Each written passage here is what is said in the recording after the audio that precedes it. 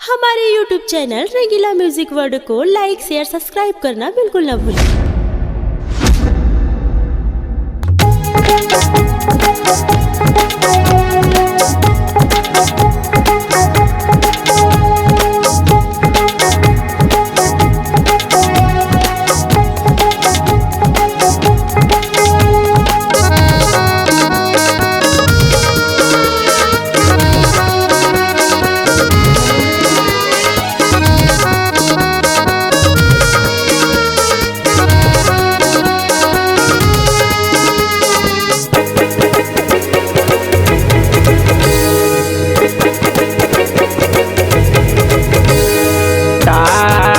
के है वो तोर माथ के बिंदिया लाली और टाप के है वो तोर माथ के बिंदिया लाली।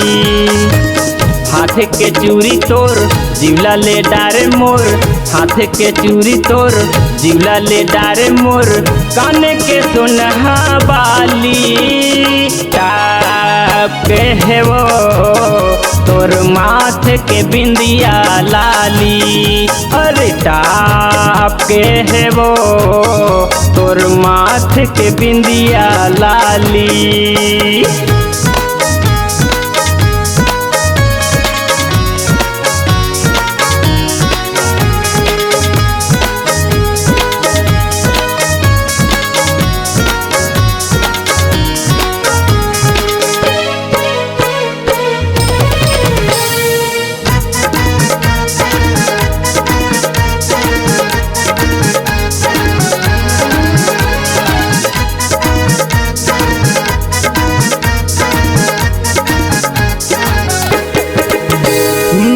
जने देखा गोरी तोला पलट के आगू पाछू तोर गिरे है पटके, कतको दीवाना तोर पाछू परे है, कोनो लेटर कोनो गुलाब धरे है।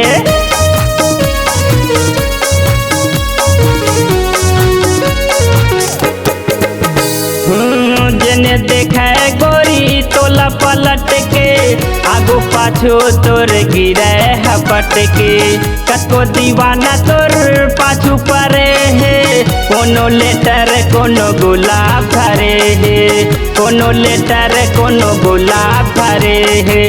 टाप के है वो तोर माथ के बिंदिया लाली अरे टाप के है वो तोर माथ के बिंदिया लाली।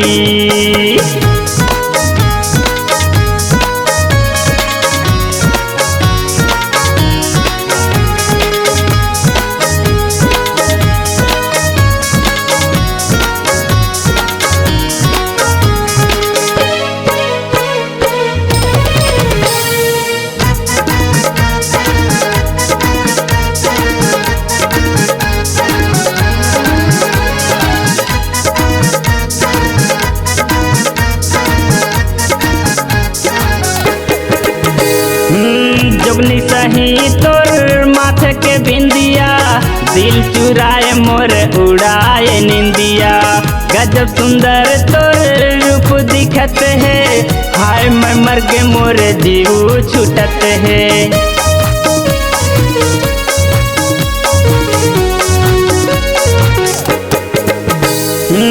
जोगनी सही तोर माथे के बिंदिया, दिल चुराए मोरे उड़ाए निंदिया, गजब सुंदर तोर रूप दिखत है, हाय मैं मर के मोरे जीव छूटत है, हाय मैं मर के मोरे जीव छूटत है।